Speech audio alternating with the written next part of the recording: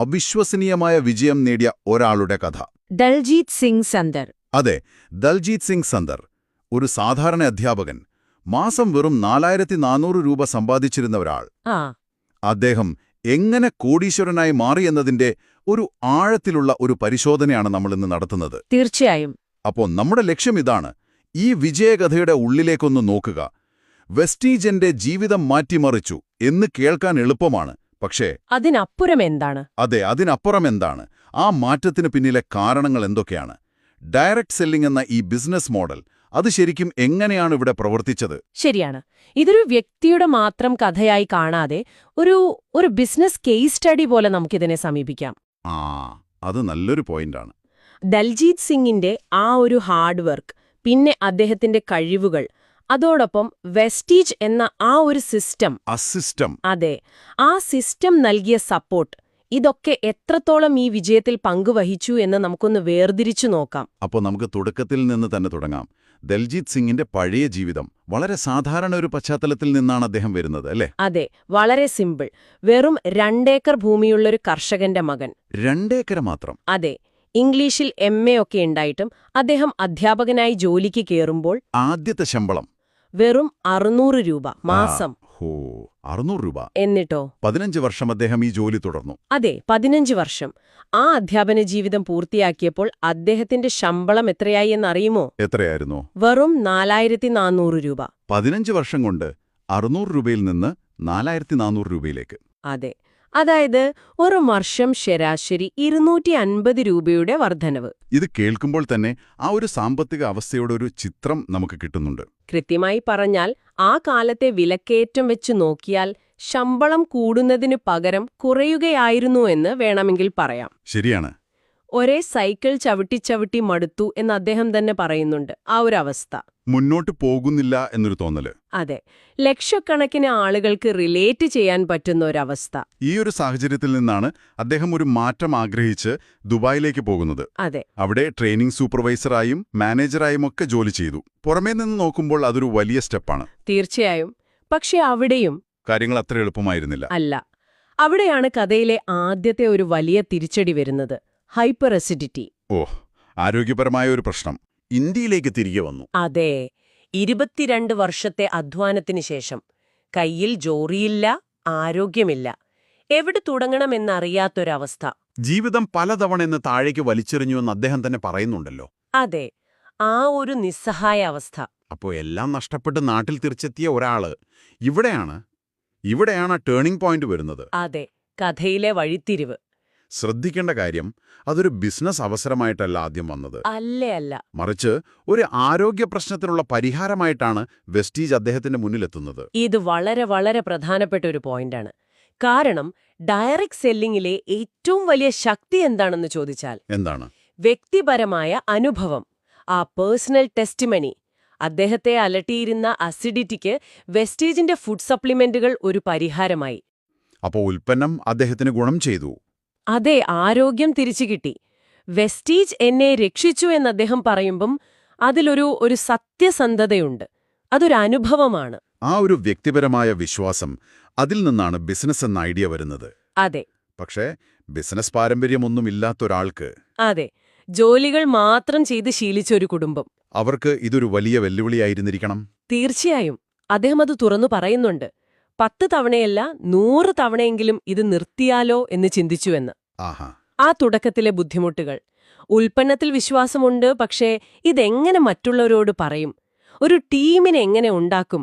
ഒരുപാട് സംശയങ്ങൾ. ഇവിടെയാണ് ഈ വെസ്റ്റീജ് എന്ന പ്ലാറ്റ്ഫോം അല്ലെങ്കിൽ ആ സിസ്റ്റം അദ്ദേഹത്തെ സഹായിച്ചു എന്ന് അദ്ദേഹം പറയുന്നത്. അതെ. ഈ സിസ്റ്റം എന്ന് പറഞ്ഞാൽ ശരിക്കും എന്താണ്? അതൊരു വാഗ്ദാനം മാത്രമാണോ? അല്ലല്ല, അതൊരു നല്ല ചോദ്യമാണ്. ഈ വിവരണത്തിൽ നിന്ന് നമുക്ക് മനസ്സിലാക്കാൻ കഴിയുന്നത്, സിസ്റ്റം എന്നു പറഞ്ഞാൽ പ്രധാനമായും 2 കാര്യങ്ങളാണ്. ഒന്ന്, കമ്പനി നൽകുന്ന ട്രെയിനിംഗ്. ഉൽപ്പന്നങ്ങളെക്കുറിച്ചും ബിസിനസ് പ്ലാനിനെക്കുറിച്ചുമൊക്കെ കൃത്യമായി പഠിപ്പിക്കും. അതായത് തുടക്കക്കാരനായ ഒരാളെ കൈപിടിച്ചു നടത്തുന്നതുപോലെ. അതെ. രണ്ടാമത്തേത് അദ്ദേഹത്തിന്റെ അപ്ലൈൻ, അതായത് ലീഡർമാരുടെ സപ്പോർട്ട്. ഡയറക്റ്റ് സെല്ലിംഗിൽ നമ്മുടെ ടീം വിജയിക്കുമ്പോഴാണ് നമ്മളും വിജയിക്കുന്നത്. അപ്പം മുകളിലുള്ളവർ താഴെയുള്ളവരെ സഹായിക്കാൻ എപ്പോഴും തയ്യാറായിരിക്കും. അപ്പോ ആ ഒരു പിന്തുണയാണ് തുടക്കത്തിൽ താങ്ങായി മാറിയത്. കൃത്യമായി. അപ്പോ ഉൽപ്പന്നത്തിലുള്ള വിശ്വാസം, കമ്പനിയുടെ പരിശീലനം, ലീഡർമാരുടെ പിന്തുണ, ഈ 3 കാര്യങ്ങൾ. അതെ, ഈ 3ഉം ചേർന്നപ്പോഴാണ് ആ പ്രാരംഭഘട്ടത്തിലെ വെല്ലുവിളികളെ മറികടക്കാൻ അദ്ദേഹത്തിന് കഴിഞ്ഞത്. ശരി, ഇനി നമുക്ക് എല്ലാവരും കേൾക്കാൻ കാത്തിരിക്കുന്ന ഭാഗത്തേക്ക് വരാം. ആ നേട്ടങ്ങൾ. അതെ, ഈ പ്രയത്നത്തിന്റെ ഫലമായി അദ്ദേഹം നേടിയ ആ അവിശ്വസനീയമായ നേട്ടങ്ങൾ. ആ ലിസ്റ്റ് ശരിക്കും വലുതാണ്. വെറും 4400 രൂപ മാസവരുമാനത്തിൽ നിന്ന് കോടികളുടെ ആസ്തിയിലേക്ക്. ആദ്യം വീടിന്റെ കാര്യം. അതെ, 1-2 കോടി വിലമതിക്കുന്ന ഒരു ലക്ഷറി വീട്. കൊള്ളാം. അതുമാത്രമല്ല, കാനഡയിലുള്ള മകന് ഏകദേശം 5 കോടി രൂപ വിലയുള്ള മറ്റൊരു വീടും വാങ്ങി നൽകി. 5 കോടിയുടെ വീട്. അതെ. പിന്നെ കാറുകളുടെ കാര്യം. സ്വന്തമായി ഒരു കാറ് കൂടാതെ വേറെ 4 കാറുകൾ. അതിലൊരു കാറുണ്ട്, അതാണ് ഏറ്റവും രസകരം. ഏതാണ്? മകന്റെ ഒരാഗ്രഹം. 84 ലക്ഷം രൂപ വിലയുള്ള ഡോഡ്ജ് ചാലഞ്ചർ ഹെൽകാറ്റ്. ഓ, ഹെൽകാറ്റ്, അതൊരു അമേരിക്കൻ മസിൽ കാർ അല്ലേ? അതെ. ഒരു സാധാരണ ജോലി ചെയ്തിരുന്നെങ്കിൽ ഒരുപക്ഷെ സ്വപ്നത്തിൽ പോലും കാണാൻ പറ്റാത്ത ഒന്ന്. ശരിയാണ്. ഇവിടെയാണ് പണത്തിനപ്പുറമുള്ള ഒരു കാര്യം വരുന്നത്. Financial freedom. സാമ്പത്തിക സ്വാതന്ത്ര്യം. അതെ, സ്വന്തം ആവശ്യങ്ങൾ മാത്രമല്ല, നമ്മുടെ പ്രിയപ്പെട്ടവരുടെ ചിലപ്പോൾ അസാധ്യമെന്ന് തോന്നുന്ന ആഗ്രഹങ്ങൾ പോലും സാധിച്ചു കൊടുക്കാൻ കഴിയുന്നൊരവസ്ഥ. ഹെൽകാറ്റ് ആ സ്വാതന്ത്ര്യത്തിന്റെ ഒരു പ്രതീകമാണ്. അതെ. അദ്ദേഹം തന്നെ ഒരു കണക്ക് പറയുന്നുണ്ടല്ലോ. പഴയ ജോലിയിൽ തുടർന്നിരുന്നാൽ ജീവിതകാലം മുഴുവൻ അധ്വാനിച്ചാലും ഒരു 2-3 കോടി രൂപ അത്രേ കിട്ടുമായിരുന്നുള്ളൂ. അതെ. എന്നാൽ വെസ്റ്റീജിലൂടെ നേടിയ ആസ്തി 6-7 കോടിക്ക് മുകളിലാണ്. ഈ ഒരു വലിയ കുതിച്ചുചാട്ടം ഇതെങ്ങനെയാണ് സാധ്യമായത്? ഉൽപ്പന്നങ്ങൾ വിറ്റിട്ട് മാത്രം ഇത്ര വലിയ വരുമാനമുണ്ടാക്കാൻ പറ്റുമോ? ഇല്ല. അവിടെയാണ് ഈ ഡയറക്റ്റ് സെല്ലിംഗ് മോഡലിന്റെ ഒരു മാജിക് എന്ന് പറയുന്നത്. ഓക്കെ. വരുമാനം പ്രധാനമായും 2 തരത്തിലാണ്. ഒന്ന്, നമ്മൾ നേരിട്ട് വിൽക്കുന്നതിൽ നിന്നുള്ള ലാഭം.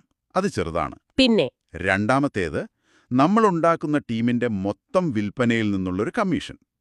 ഇതിനെ ലിവറേജ് എന്ന് പറയും. അതായത് നമ്മുടെ അധ്വാനം മാത്രമല്ല. അതെ, നമ്മുടെ ടീമിലുള്ള 100 കണക്കിന് അല്ലെങ്കിൽ 1000കണക്കിന് ആളുകളുടെ അധ്വാനത്തിന്റെ ഒരു ചെറിയ പങ്ക് കൂടി നമുക്ക് വരുമാനമായി വരും. അപ്പോ ദൽജീത് സിംഗിന്റെ വിജയത്തിന് കാരണം ശക്തമായൊരു ടീമിനെ ഉണ്ടാക്കാൻ കഴിഞ്ഞു എന്നതാണ്. അതെ, അതാണ് ആ വിജയത്തിന്റെ അടിസ്ഥാനം. സാമ്പത്തിക നേട്ടങ്ങൾക്കൊപ്പം അദ്ദേഹം എടുത്തു പറയുന്ന മറ്റൊരു കാര്യമാണ് ലോകയാത്രകൾ. അതും വലിയൊരു സ്വപ്നസാക്ഷാത്കാരമാണ്.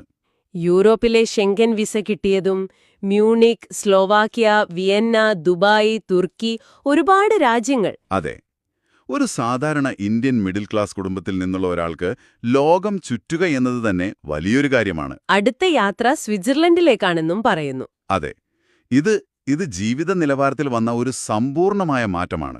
സമയസ്വാതന്ത്ര്യവും സാമ്പത്തിക സ്വാതന്ത്ര്യവും ഒരുമിച്ച് വരുമ്പോൾ മാത്രം സാധ്യമാകുന്ന ഒന്ന്. ശരിയാണ്. അപ്പോ ഈ അനുഭവത്തെ അദ്ദേഹം തന്നെ ചുരുക്കി പറയുന്നത് ഇങ്ങനെയാണ്: വെസ്റ്റീജ് എന്നത് ആരോഗ്യം, സമ്പത്ത്, സ്വപ്ന സാക്ഷാത്കാരം എന്നിവ ഒരുമിച്ച് നൽകുന്ന ഒരു പ്ലാറ്റ്ഫോമാണ്. അതെ. അദ്ദേഹത്തിന്റെ ജീവിതം തന്നെ അതിന് ഏറ്റവും വലിയ തെളിവായി മുന്നോട്ട് വയ്ക്കുന്നു. അതൊരു വളരെ ശക്തമായൊരു മാർക്കറ്റിംഗ് സന്ദേശമാണ്, അല്ലേ? എങ്ങനെ? ഒരു വ്യക്തിയുടെ ഏറ്റവും അടിസ്ഥാനപരമായ ആവശ്യത്തിൽ നിന്ന് തുടങ്ങുന്നു, ആരോഗ്യം. ശരിയാണ്. പിന്നെ അവരുടെ ഏറ്റവും വലിയ ആഗ്രഹങ്ങളിലേക്ക് അതിനെ ബന്ധിപ്പിക്കുന്നു, സ്വപ്ന സാക്ഷാത്കാരം. അപ്പോ ഇത് കേൾക്കുന്ന ഒരാൾക്ക് എനിക്കും ഇതുപോലൊരു പ്രശ്നമുണ്ടല്ലോ, എനിക്കും സ്വപ്നങ്ങളുണ്ടല്ലോ എന്ന്. അതെ, വളരെ എളുപ്പത്തിൽ സ്വയം ബന്ധപ്പെടുത്താൻ കഴിയും. അദ്ദേഹം തന്നെ കഠിനാധ്വാനത്തെ കുറച്ചു കാണുന്നില്ല, അത് പ്രധാനമായിരുന്നു എന്ന് പറയുന്നുണ്ട്. തീർച്ചയായും. പക്ഷേ അതേ കഠിനാധ്വാനം അധ്യാപകനായിരുന്നപ്പോൾ ചെയ്തിട്ടും ഫലം കിട്ടിയില്ല. ഇവിടെ ശരിയായൊരു പ്ലാറ്റ്ഫോമിൽ ശരിയായ അവസരത്തിൽ അധ്വാനിച്ചതുകൊണ്ടാണ് ഫലം 10 മടങ്ങായത്. അതെ, തന്റെ അധ്വാനത്തിന് 3 ഇരട്ടി പ്രതിഫലം തന്ന സംവിധാനം എന്നാണ് അദ്ദേഹം വെസ്റ്റീജിനെ പറയുന്നത്. പക്ഷെ നമ്മളൊരു കാര്യം ഓർക്കണം. എന്താണ്? ഇത് ഡൽജീത് സിംഗിന്റെ അനുഭവമാണ്. ഈ ബിസിനസ്സിൽ ചേരുന്ന എല്ലാവരും ഇതേപോലെ കോടീശ്വരന്മാർ ആവുന്നില്ല. അത് ശരിയാണ്. വ്യക്തിപരമായ കഴിവുകൾ, നേതൃത്വഗുണം, ആളുകളുമായി സംസാരിക്കാനുള്ള കഴിവ്, പിന്നെ നിരന്തരമായി പ്രവർത്തിക്കാനുള്ളൊരു മനസ്സ്, ഭാഗ്യവും ഒരു ഘടകമായിരിക്കും. അതെ, ഭാഗ്യവും. ഇങ്ങനെ ഒരുപാട് കാര്യങ്ങൾ ഒരു വലിയ വിജയത്തിനു പിന്നിലുണ്ടാവും. ചുരുക്കത്തിൽ നിങ്ങൾ നൽകിയ ഈ വിവരണം പ്രതിസന്ധികളുടെ പടുകുഴിയിൽ നിന്ന് അവസരങ്ങളെ ശരിയായി ഉപയോഗിച്ച് അസാധാരണ വിജയം നേടിയ ഒരാളുടെ കഥയാണ്. അതെ. 600 രൂപ ശമ്പളത്തിൽ നിന്ന് കോടികളുടെ ആസ്തിയിലേക്കും ലോകം മുഴുവൻ യാത്ര ചെയ്യാനുള്ള സ്വാതന്ത്ര്യത്തിലേക്കും വളർന്നൊരു വ്യക്തി. ഒരു ഉൽപ്പന്നത്തിലുള്ള വിശ്വാസത്തിൽ തുടങ്ങി അതൊരു ബിസിനസ്സാക്കി മാറ്റി ആ ബിസിനസ്സിലൂടെ ജീവിതം തന്നെ മാറ്റിമറിച്ചതിന്റെ ഒരു മികച്ച ഉദാഹരണം. ഈ ചർച്ച അവസാനിപ്പിക്കുമ്പോൾ ഇത് കേൾക്കുന്ന നിങ്ങൾക്ക് ആഴത്തിൽ ചിന്തിക്കാനൊരു ചോദ്യം ഞങ്ങൾ ബാക്കി വയ്ക്കുകയാണ്. ദൽജീത് സിംഗിന്റെ ഈ കഥ സ്വന്തം അനുഭവത്തെ ആത്മാർത്ഥമായി പങ്കുവെക്കുന്നതിന്റെ ശക്തി എത്ര വലുതാണെന്ന് നമ്മളെ കാണിച്ചു തരുന്നു.